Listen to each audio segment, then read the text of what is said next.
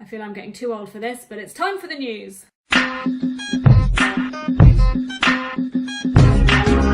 Never too old. So here is the news from January 2019, and I quote the title from The Guardian: Oxford students call for professor's removal over alleged homophobia. Now this is a story of great interest to me for two obvious reasons. One, I'm gay, so when I hear someone's homophobic, particularly someone in a position of power and high social standing, that upsets me. And two, because I work in academia myself. So to break the story down for you, students at Oxford University are demanding that a Catholic law professor be sacked for alleged homophobia. So this professor wrote an article back in 1994, so it's not a recent article by any means, but he wrote this article, which I have printed off and skim read in the time that I did not have, and in it he argues against homosexuality as kind of any normal or productive way of being. He says that it's a regressive way of being. He doesn't believe in homosexual marriage. But I kind of thought, well, if he's written and published an academic article on it, there must be some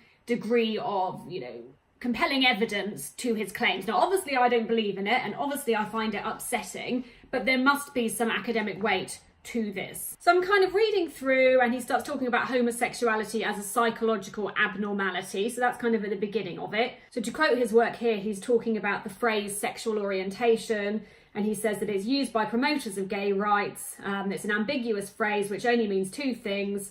One, a psychological or psychosomatic disposition inwardly orientating one towards homosexual activity. That's a bit of a mouthful, isn't it? And two, the deliberate decision so to orient one's public behaviour as to express or manifest one's active interest in and endorsement of homosexual conduct and or forms of life which presumptively involve such conduct. Telling you, this was not a light read. This is one of my favourite parts of the article because he talks about the great Greek philosophers, Socrates, Plato and Aristotle. And he says that they regarded homosexual conduct as intrinsically shameful, immoral and indeed depraved or depraving. That is to say, all three rejected the linchpin of modern gay ideology and lifestyle. I thought this was good because, as you will see from my notes, I put and ... so does my mate Bob, but that's his issue. I was confused because he was kind of talking about philosophers from a hell of a long time ago and how they were against homosexuality, which isn't really surprising considering the time that they lived in, which was governed by religiosity. And I couldn't find any scientific kind of really strong argument for his views. It was all based on religion, obviously because he's a Catholic professor, philosophy, and kind of, well, they said this and because I agree with them, that's kind of it. And I think that's perhaps particularly surprising for me because I come from a social science background and you have to kind of readily draw upon theory after research finding to prove the points you make. You can't just say, well, Joe Bloggs over there and back in 1800 said it and I agree, so there you go, that's the end. You kind of have to give a bit more than that. So this Guardian article basically says that 400 people, I think students, perhaps academics as well, I don't know, 400 people have signed a petition calling for John Finnis, who is this professor, to be removed from teaching, citing a long record of extremely discriminatory views against many groups of disadvantaged people, including the LGBT community. I think there's also been a reference to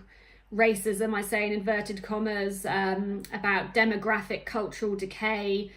He's warned of coming ethnic and religious intercommunal miseries of hatred, bloodshed and political paralysis. So I'm guessing that he's not down for cultures and religions to perhaps be mixing, and it's all this rivers of blood rhetoric again. So he has obviously defended himself by saying there isn't a phobic sentence in his research. His 94 essay promotes a classic and strictly philosophical moral critique of all non-marital sex acts and has been republished many times. He also added, "It's clearer than ever to me that the positions I've been criticising are damaging to children and other vulnerable people and to the sustainability of societies." So I think it's interesting in that obviously he is a believer in marriage, in the sanctity of traditional marriage, and he sees that as the way forward. So I'm presuming that even for heterosexual people who aren't married, he doesn't deem sex outside of marriage or kind of relationships existing outside of the union of marriage as being productive, which surprises me because I remember reading decades ago, it was very strange, I picked up the Bible randomly and I was reading through it and I remember thinking, what on earth is this? Because the Bible said to me, don't get married. So the New Testament actually promotes celibacy as a more superior way of living. And you can find that, I think, in Matthew 19. And there's other verses as well, so Google it. It does say avoid marriage, but if you absolutely have to and you have these urges, then enter into a marriage. So if anything, this professor should be saying we should all live celibate lifestyles, really, and that should be the ultimate ideal. I don't think that's going so well in this day and age for most people. He has also linked homosexuality to bestiality and said it's very regressive and animalistic way of being. It's not being able to control urges and goodness knows what. So it's almost bizarre. So where do I stand on this? Well, as somebody who works in higher education, I'm a lecturer myself. I know how important it is for academics to have the freedom and the right to put forward controversial opinion. Academic contract, and you'll have this at any university throughout the UK, it says the following, and I quote, "The university affirms that academic staff have freedom within the law to question and test received wisdom and to put forward new ideas and controversial or unpopular opinions without placing themselves in jeopardy of losing their jobs or any privileges they have at the university." Why do we have that clause in our contract? Because if you started to gag and restrict academics from putting forward, controversial, unpopular opinions, knowledge would never progress and we would never have the freedom to have open academic debate. So it is important that academics, including this professor, are protected. They don't feel that they're going to lose their job if they put forward a very unpopular opinion. That said, and I say this I think in all my news videos, if you picked up the ideas and place them in another context, place them to another protected characteristic, most notably race, I think there would be a bit more of a public outcry if this article was saying that all black people were regressive and that he was comparing race to bestiality. Questionably, would he keep his job? I'm not entirely sure. Would anyone be able to publish that? Probably not.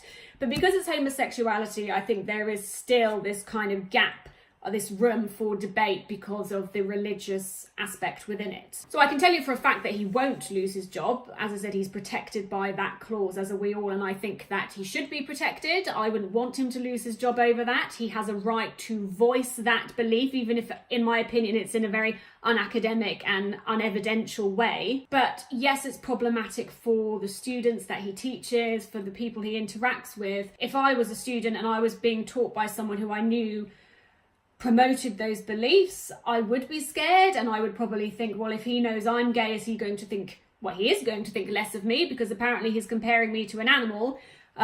So, what's the way forward? That creates a very awkward tension in the air. And again, for his colleagues as well, if he works with any gay colleagues, which he's bound to, how does that make them feel? It's really not nice, is the simple answer. And I think it's such a shame that you've got someone who supposedly is meant to be a very high up person in terms of Catholic thinking, and obviously believes very heavily in religion. And to me, as I was raised a Catholic myself, it just should be very simple. I think people have created horrific power dynamics and horrific hostility within Catholicism. And as far as I'm concerned, Jesus never said anything about gay people. And Jesus said, love thy neighbour, turn the other cheek, support one another, care for one another. So if you're going to live like Jesus, you wouldn't really write articles like this. And I think that's what it comes down to time and time again, whether it's a glorified professor or somebody shouting at you on the street, as I have had in my time, saying, oh, Jesus, what's the world coming to? Why are these two women holding hands? I think that's not what religion is. So I guess to me, they're just false prophets and they're fake Catholics, they're fake Christians.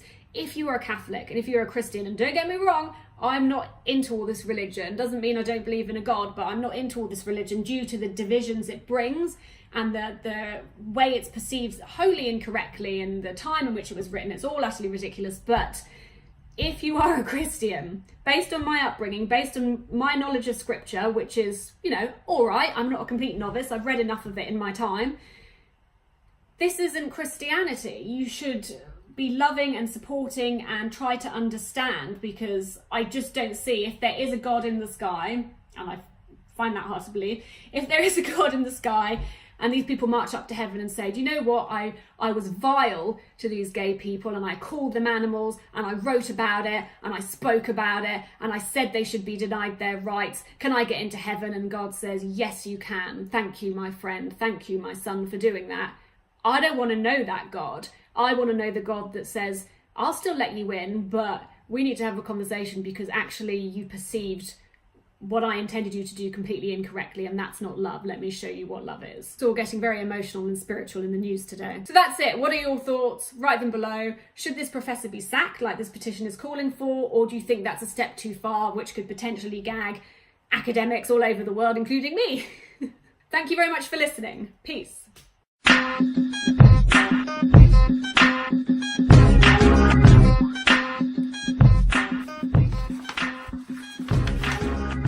Just another day on the battlefield.